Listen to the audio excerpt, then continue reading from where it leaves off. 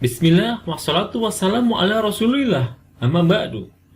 Benarkah Allah subhanahu wa ta'ala membenci orang gendut dan orang gendut tidak akan masuk surga? Sahabat beriman, kembali lagi di channel Cahaya Zaman.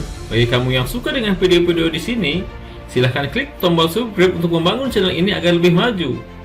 Terima kasih. Ada beberapa dalil yang menunjukkan celaan bagi orang gemuk karenanya banyak makan, diantaranya dari Imran ibnu Husain radhiyallahu anhu, Rasulullah SAW bersabda, generasi terbaik adalah generasi di zamanku, kemudian masa setelahnya, kemudian generasi setelahnya. Sesungguhnya pada masa yang akan datang ada kaum yang suka berkhianat dan tidak bisa dipercaya. Mereka bersaksi sebelum diminta kesaksiannya, bernajar tapi tidak melaksanakannya, dan nampak pada mereka kegemukan. Hadis riwayat Bukhari dan Muslim. Dalam riwayat lain dari Abu Hurairah radhiyallahu anhu, Rasulullah SAW bersabda, sebaik-baiknya umatku adalah masyarakat yang aku diutus di tengah mereka, para sahabat.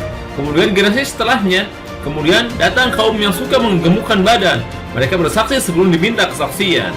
Hadis riwayat Muslim dan Ahmad. Keterangan Al-Qurtubi ketika menyebutkan hadis di atas, beliau mengatakan, hadis ini adalah celaan bagi orang gemuk, karena mereka gemuk yang bukan bawaan penyebabnya banyak makan, minum, santai, poya-poya, selalu tenang, dan terlalu mengikuti hawa nafsu.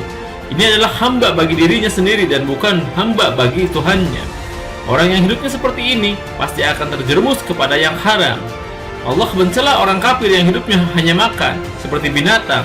Allah Subhanahu wa ta'ala berfirman, orang-orang kafir bersenang-senang di dunia dan mereka makan seperti makannya binatang, dan jahanam adalah tempat tinggal mereka.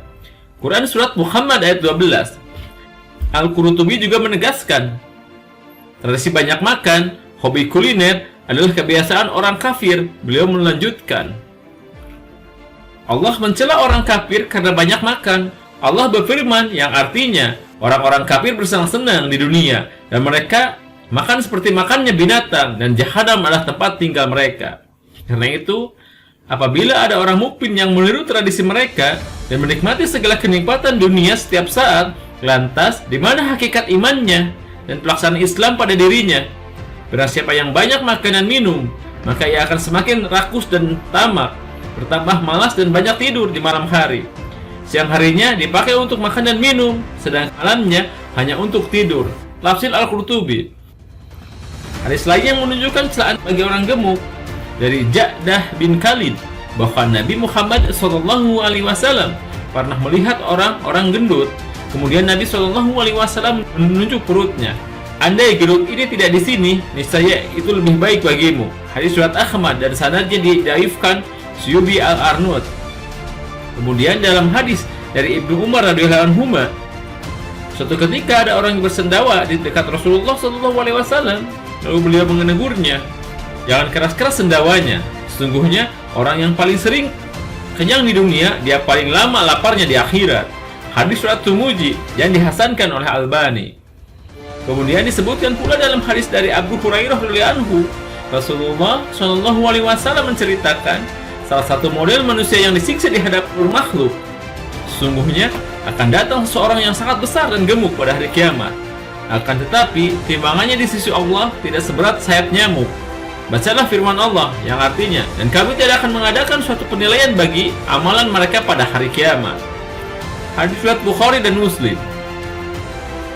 Ketika menyebutkan hadis di atas, An-Nawawi mengatakan timbangannya di sisi Allah tidak seberat sayap nyamuk. Artinya beratnya dinilai tidak menyamai sayap nyamuk. Artinya tidak ada nilainya. Di sini terdapat celaan bagi kondisi gemuk. Syariah Sahih Muslim. Celaan Imam As-Syafi'i kepada orang gemuk dari Hasan bin Idris Al-Halwani menyatakan bahwa beliau mendengar komentar Imam Syafi'i tentang orang gemuk. Sama sekali tidak akan beruntung orang yang gemuk kecuali Muhammad bin Hasan As-Saibani, gurunya As-Syafi'i. Beliau ditanya, mengapa demikian? Jawab beliau, karena seorang yang berakal tidak lepas dari dua hal, sibuk memikirkan urusan akhirat atau urusan dunianya, sedangkan kegemukan tidak terjadi jika banyak pikiran. Jika seorang tidak memikirkan akhiratnya dan dunianya seperti dia, sama saja dengan hewan. Jadilah gemuk. hilayah al-auliya, gemuk yang tidak tercela. Bagian ini yang dikecualikan, gemuk yang tidak tercela, gemuk bukan karena malas-malasan dan bukan karena terlalu banyak makan. Dia tetap menjadi pahlawan bagi umat dan berusaha melakukan aktivitas yang bermanfaat, sebagaimana yang dialami Nabi SAW di penghujung usia. Beliau dan beberapa sahabatnya, Aisyah menceritakan bahwa Nabi SAW melakukan witir 9 rakaat. Setelah beliau mulai gemuk dan berdaging, beliau salat 7 rakaat, kemudian salat 2 rakaat sambil duduk. Hadis riwayat Ahmad dan Bukhari. Dari Hasan bin Ali radhiyallahu anhuma, saya bertanya kepada pamannya Ibnu Abi Halah tentang ciri fisik Muhammad SAW. Beliau mengatakan, Rasulullah SAW orang yang badannya besar. Asy-Syamil Al-Muhammadiyah Turmuzi bagian menafsirkan kata fakhaman dengan gemuk. Mula Al-Qari mengatakan, riwayat yang menunjukkan bahwa Allah Subhanahu wa taala mencaci orang gemuk dipahami jika gemuk ini terjadi karena kelalaian, terlalu banyak menikmati kenikmatan lahir, sebagaimana yang ditunjukkan dalam riwayat tentang kebencian bagi orang yang gendut. Jam'ul Wasil fi Syariah As-Samin. Allahu a'lam. Sahabat beriman, jangan lupa berbagi informasi dengan share video ini, karena sebaik-baiknya manusia adalah yang paling bermanfaat bagi manusia. Hadis riwayat Ahmad. Wassalamualaikum warahmatullahi wabarakatuh.